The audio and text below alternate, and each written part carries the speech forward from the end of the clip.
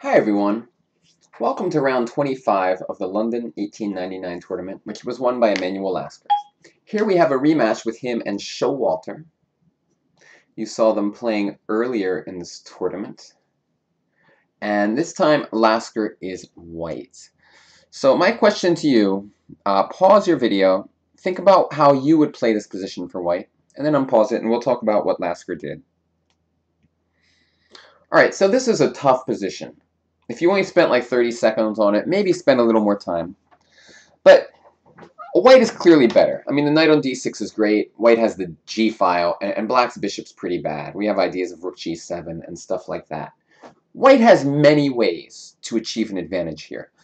Just like in chess, there's often, just like in a regular chess position, there's often not just one way to gain an advantage. I think a move like c5 would be fine.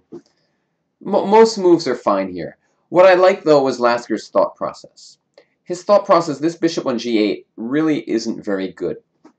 And there's only really one square where that bishop would be much more active than it is now, and that's g6. Therefore, you may think that black's idea is bishop to h7, followed by bishop to g6. And so what you see here is a very early example of prophylactic play. Lasker played the move h4. And again, there are many other good moves in this position. White would still be better after some normal moves. So probably whatever you guys said was a decent idea as well.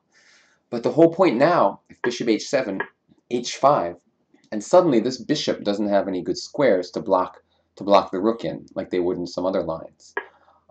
If this bishop g6 is annoying. So this is the whole point is to take away this g6 square from the bishop. And once Lasker did that, black fell apart very quickly, because it's much harder to come up with an active plan now.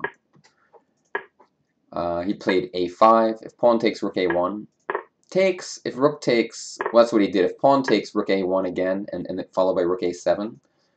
And now white simply used the passed c-pawn and won this game pretty easily. Rook b1, f5 is good, undermining the bishop on d5. Note that if pawn takes, rook f1 would win the bishop. And now rook f1. And black resigned, because if rook to c7, e7 wins a piece. So what I really loved here was just seeing the prophylactic thinking. Again, these are games that don't go in any books. You'll never see this analysis anywhere. I've never seen it until I did all this work on my own. But basically, this bishop h7 to g6 idea is black's only real plan to improve his position, and once white stopped it, black ran into some serious trouble. So thanks everyone for watching. A great game from Lasker, and I will see you tomorrow with another example from this tournament. Bye-bye.